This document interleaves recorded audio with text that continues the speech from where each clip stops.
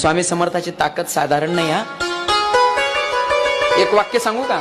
माणसाला स्वतःच्या जीवनामध्ये जर काहीतरी सामर्थ्य बनवायचं असेल किंवा स्वतःला सामर्थ्यवान बनवायचं असेल तर त्याच्यासाठी समर्थाची भक्ती केली पाहिजे.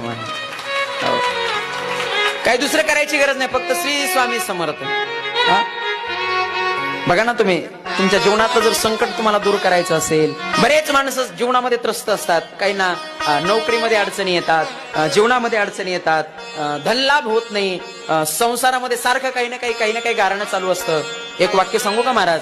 दररोज नित्यनेमानं तुम्ही घरामध्ये पूजा करत असताना स्वामी समर्थाचा फक्त 21 वेळा जप करा. 21 वेळा, फक्त 21 वेळा. माझ्या जीवनातला अनुभव सांगतो, मी माझ्या स्वतःच्या जीवनातला अनुभव सांगतो. दररोज सकाळी नित्यनेमानं तुम्ही पूजा करत असताना देवाच्या जवळ बसायचं, देवालयाजवळ बसायचं आणि श्री स्वामी समर्थ, श्री स्वामी समर्थ फक्त 21 वेळा जप करा. बघा, नक्कीच तुमच्या जीवनातली संकट दूर झाले.